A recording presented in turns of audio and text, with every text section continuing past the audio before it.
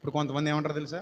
అయితే ఇప్పుడు వ్యభిచారం చేసే వాళ్ళని రక్షించడానికి వ్యభిచారం అవుతావా అంటారు. మహానుభావులు, మహానుభావులు. ఇప్పుడు వ్యభిచారం చేసే వాళ్ళని రక్షించడానికి వ్యభిచారం అవ్వక్కర్లా.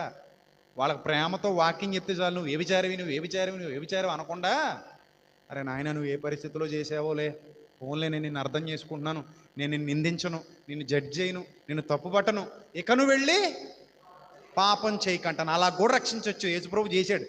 ఈ ఎర్ర బుర్రన్నోళ్ళో మరి బుర్రలేనోళ్ళో తెలియదు. అది తాగుబోతుని రక్షించడానికి నువ్వు కూడా బోరికెళ్ళి తాగుతావా అంటాడు.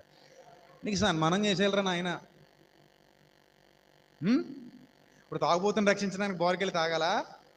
అవసరమైతే బార్కి వెళ్ళి ఆడి టేబుల్ మీద కూర్చొని ఆడి తాకముందు, అరే నాయన ఎందుకురా ఇలా పాడు చేసుకుంటున్నావు జీవితాన్ని, అక్కడ నీ భార్యని చూడరా, నీ బిడ్డల్ని చూడరా అని ఏదో మంచి మాటలు చెప్పి అలా కూడా వాడిని మాట్లాడి మెల్లిగా